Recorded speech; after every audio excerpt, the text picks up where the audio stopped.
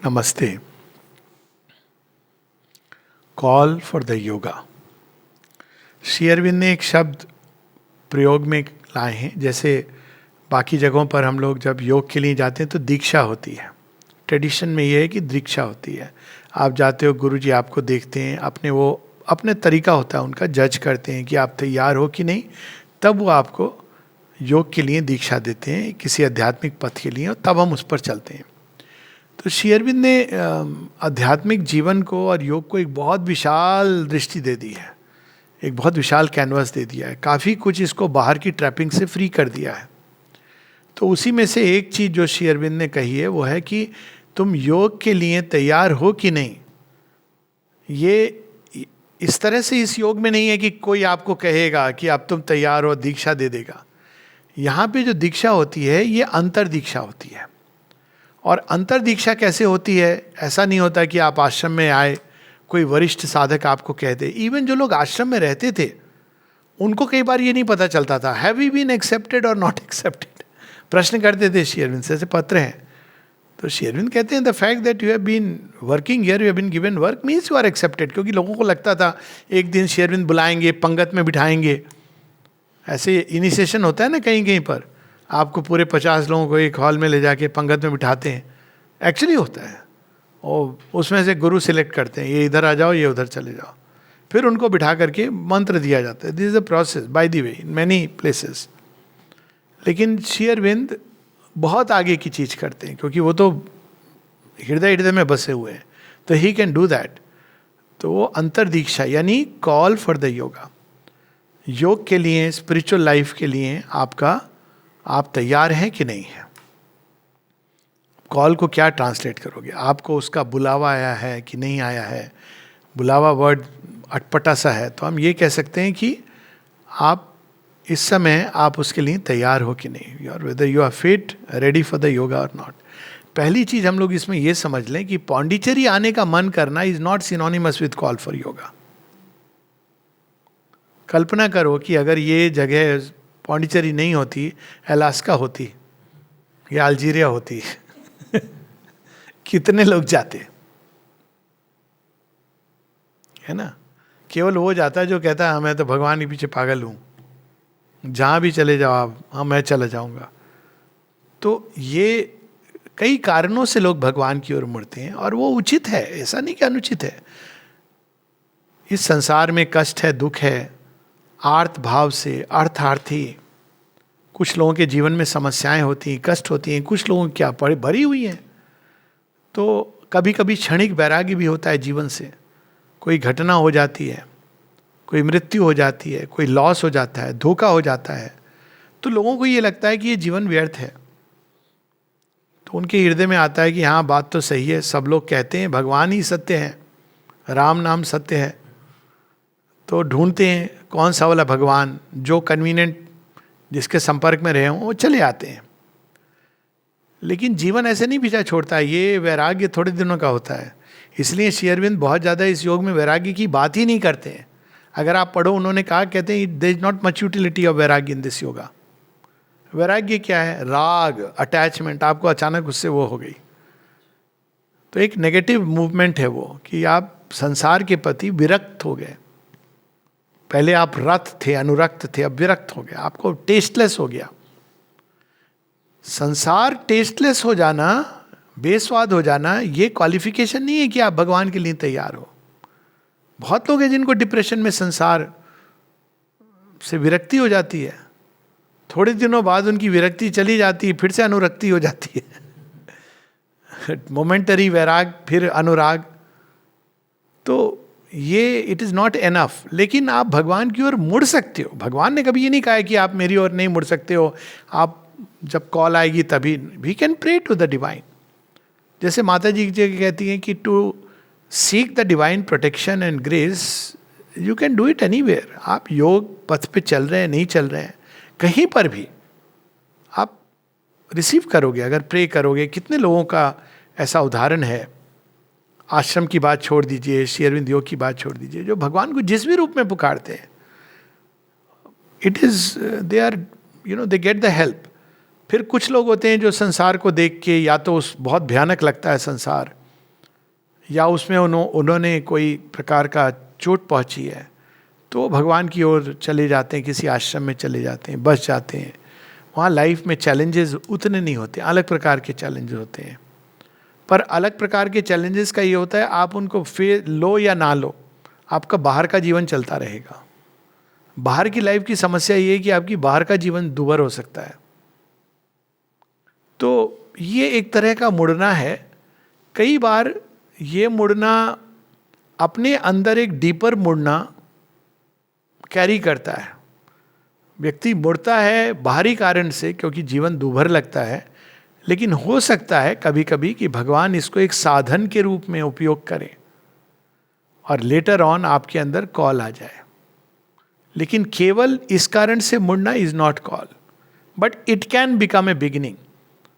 3 प्रकार के वैराग्य होते हैं. तामसिक वैराग्य, जिसमें आदमी एक डिसअपॉइंटेड रिकॉइल या जीवन से जुगुप्सा, कौन करे, बहुत झंझट है, शादी ब्याह बच्चे जॉब कठिन है, तो एक टेंडेंसी होती है उससे वैराग, वो एक तामसिक रिकॉइल. मेहनत से डरना, एक स्टेट ऑफ तमस में एफर्ट जितना कम हो, मिनिमम हो. और ज़्यादातर आश्रमों में आपको ये प्रोविज़न होता है, आपको कम से कम रोटी कपड़ा मकान मिल जाएगा, बाकी आपके ऊपर है. आप क्या, तो अगर आप अपनी डिज़ायर्स में बहुत ज़्यादा नहीं हो तो यू कैन लिव कंफर्टेबली. पर ये तामसिक वैराग्य is not enough for spiritual life. आप स्टक हो सकते हो स्टेट में for ever, for a long time. दूसरा होता है राजसिक रिकॉइल वैराग्य, वो टेम्पररी होता है. वहाँ आपने एफर्ट किया लेकिन फ्रस्ट्रेट हो गए.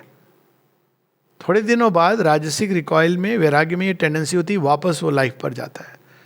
कोई व्यक्ति है जो अपने पर्सनल रिलेशन में दुखी हो गया, आ गया भगवान आपकी शरण में, यहाँ उसने कोई संबंध जुड़ गया. अब वो माता जी कहती थी कि तुम इसलिए कहती डिपार्टमेंट छोड़ देना, वो तो तुम्हें वो चैलेंज लाइफ का आएगा, कहीं ना कहीं आएगा, किसी रूप में आएगा. तो राजसिक वैराग्य लेकिन रिकॉइल उस तरह का है, टेम्पररी डिससेटिस्फैक्शन.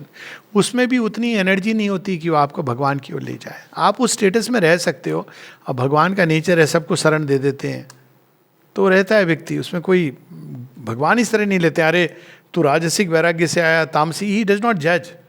आ गया तो चल ठीक है आ जा, कुछ तो होता रहेगा तेरे अंदर, उनकी प्रेजेंस है तो it will help in one way और दी अदर. लेकिन जो वैराग्य सच में उपयोगी होता है वो सात्विक वैराग्य है. सात्विक वैराग्य कैसे डिस्टिंग्विश किया जाता है? जब आपके अंदर कुछ घटना हुई या नहीं हुई, लेकिन आपने बुद्धि के द्वारा, विचार के द्वारा या तर्क के द्वारा संसार के नेचर को जान लिया. आपने देख लिया, जान लिया कि इसमें कुछ है नहीं, ये बहुत लिपापोती है.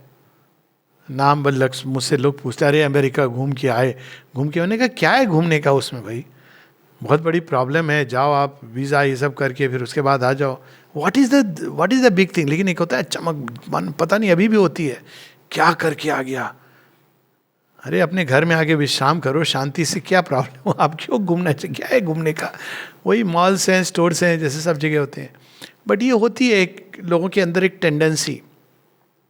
तो सात्विक वैराग्य में आप जान लेते हो कि देयर इज नथिंग रियली, ये चमक धमक सब बाहर की है, ये, या आप विचार द्वारा जान लेते हो ये टेम्पररी है, ये क्षणिक है, ये साथ है, ये टेम्पररी है. अब इसका मतलब एस्थेटिक टेंडेंसीज में क्या करते हैं लोग, छोड़ देते हैं उसको. लेकिन श्री अरविंद के योग में आप टेम्पररी के अंदर इटर्नल को लाते हो. साथ टेम्पररी है पर प्यार इटर्नल हो सकता है. बड़ी अजीब बात है. सच बात है, साथ टेम्पररी तो सब जानते हैं, और नहीं तो कुछ नहीं तो मृत्यु के बाद तो चले ही जाएगा बंदा, अनलेस एक साथ ही गए तो फिर और प्रॉब्लम, झगड़ा करते करते जाएगा पता नहीं कहाँ तक. पर जनरली मृत्यु के बाद तो चले ही जाएगा. लेकिन आप इस टेम्पररी चीज में शाश्वत प्यार ला सकते हो, ये मनुष्य को दिया गया है. कुछ लोग होते हैं कहते हैं फिजिकल साथ तो हमेशा नहीं रहेगा तो बेटर, यहाँ उसकी बात नहीं हो रही है, वो एस्थेटिक स्पिरिचुअलिटी की तरफ है. परंतु आप संसार के नेचर को देखते हो कि ये इम्परफेक्ट है और लिमिटेड है. इसमें भी 2 दृष्टिकोण है. आप अगर इस संसार को लिमिटेड से हट जाओ तो वो इम्परफेक्ट भी नहीं लगता है. I will give an example. आप एक कालखंड में जीवन को देख रहे हो, छोटे से जीवन को, तो बहुत लिमिटेड, बहुत इम्परफेक्ट लगता है. अब आप जूम आउट करो कि वास्तव में एक प्लानिंग है, आगे चल के आप रियलाइज करोगे अपनी दिव्यता को, ये उसके स्टेप्स हैं, तो आप बोलते हाँ पिक्चर परफेक्ट है. किसी भी पिक्चर को आप एक सीन देखते हो तो आपको क्या समझ आएगा, उस बेसिस पे आप जज नहीं कर सकते हो. जब पूरी पिक्चर देखते हो तो you say it is a perfect world where you go through all the experiences that are needed to manifest the divine within. इसलिए माँ कहती है कि the more you discover the perfection within yourself, the more you will discover it outside in the world. बड़ी paradoxical चीज है. हाँ, श्री अरविंद इसके आगे के परफेक्शन की बात करते हैं, जहाँ नेचर का भी परफेक्शन होना है, वो भी इसमें अंतर्निहित है. So from one way if you see all the 3 future time को इंक्लूड कर लो तो it is perfect. Every experience is helping you to reach there. पर अगर लिमिटेड में देखो तो इम्परफेक्ट. इसीलिए लिमिटलेस हो जाना ही परफेक्शन की तरफ का एक मार्ग है. जो लिमिटेड कालखंड में जीता है, लिमिटेड चेतना में, लिमिटेड मैं में जीता है, वो संसार से बहुत दुखी होता है, विक्षुब्ध होता है. तो जब आप ये देखते हो कि लिमिटेड में मैं इम्परफेक्ट हूँ और लिमिटलेस में परफेक्शन की संभावना है, तो वो एक पॉजिटिव कॉल होती है. वो पूर्णता की तरफ जा रहा है, अपूर्णता से घबरा नहीं रहा है. वो देख रहा है कि ये संभव है. ये एक तरह का attraction, the search for perfection, for progress. मानव से ऊपर भी कोई अवस्था है. मैं श्री अरविंद के योग में तो बहुत आगे की उन्होंने बात कह दी, पर इवन ये कि मेरे अंदर एक दिव्यता है, मैं उसको उद्घाटित करूं, उससे भी आगे होती है to be attracted to the divine for the sake of the divine. Divine कोई सेकंड ऑप्शन प्लान नहीं होता है. ह्यूमन बीइंग फेल हो गया, चलो भगवान की ओर मुड़ जाएं. भगवान भी बहुत चतुर खिलाड़ी है. कहता अच्छा पता है तू क्यों आया है, और कोई ना कोई टैग अलॉन्ग करवा देंगे आपको, फिर आप थोड़ी देर बाद भगवान बैकग्राउंड में चला गया.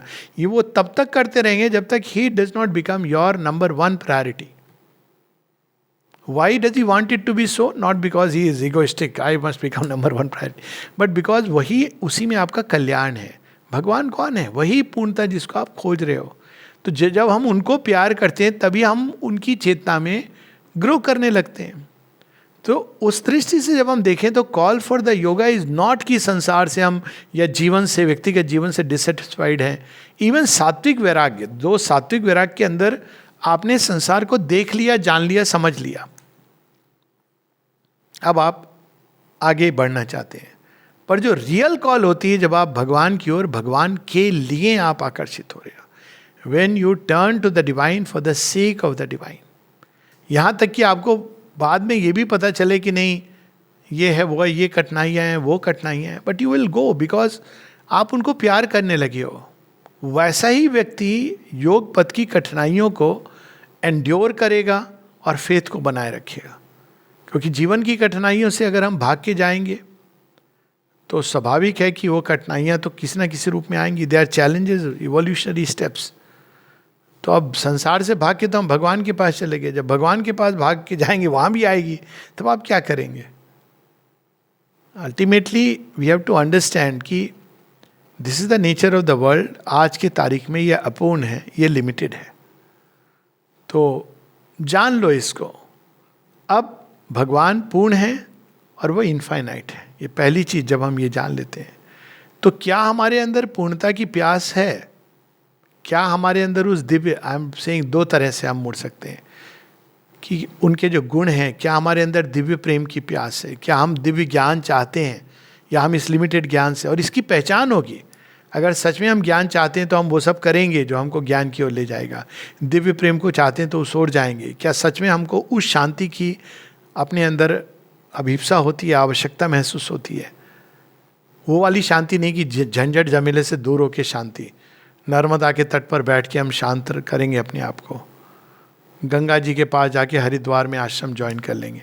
वो शांति नहीं. वो ठीक है, वो एक इजी ऑप्शन है, पर वो शांति जो भगवान के स्पर्श से आती है. एक ये रूट है. दूसरा, बस भगवान जिस रूप में आया उनसे प्यार हो जाना. वो हो गया तब तो सारी समस्या दूर हो गई. कई बार लोग मुझसे पूछते हैं भगवान से प्रेम में, तो मेरा तो उत्तर बड़ा सिंपल है, भगवान से प्रेम आप करते हो कि नहीं वो एक दूसरी बात है, पर माँ श्री अरविंद से आप प्रेम किए बिना कैसे रह सकते हो? जिन्होंने संसार के प्रति जो करुणा, प्रेम, जिसके कारण उन्होंने अपना पूरा यज्ञ किया, ऑफ कोर्स वो भगवान के ही रिप्रेजेंटेटिव हैं या उन्हीं का अवतार हैं, तो in that sense they are one, but इनसे आप प्रेम किए बिना कैसे रह सकते हो? तो लोग ये पूछते हैं कि सक्सीड किया कि नहीं, ये इरेलेवेंट चीज हो जाती है। उन्होंने जो किया, ये और बात है कि इस पर टॉक्स हुई भी हैं कि how the effort has succeeded and even it paves the way for success, वो एक दूसरी भूमि है। लेकिन वो होता है भगवान से प्यार हो जाना, एक होता है संसार से वैराग्य हो जाना, ये काफी नहीं है।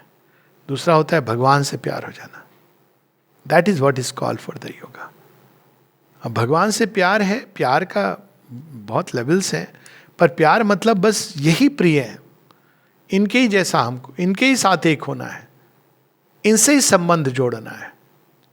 फिर उसके बाद संसार धीरे धीरे जो छूटना है छूट जाता है, जो जुड़ना है, जो मुड़ना है, ये सब अपने आप होने लगता है। So call for the yoga is a positive thing. अब ये किस व्यक्ति के अंदर क्या चल रहा है उस व्यक्ति को देखना है, नोबडी एल्स कैन से।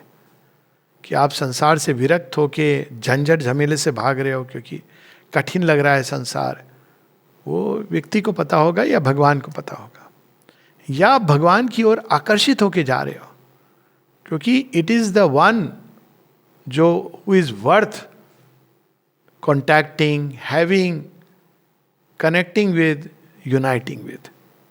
तो call for yoga is that positive part, जहां you want the divine for the sake of the divine, जहां भगवान ही आपके जीवन का ध्येय हो जाते हैं।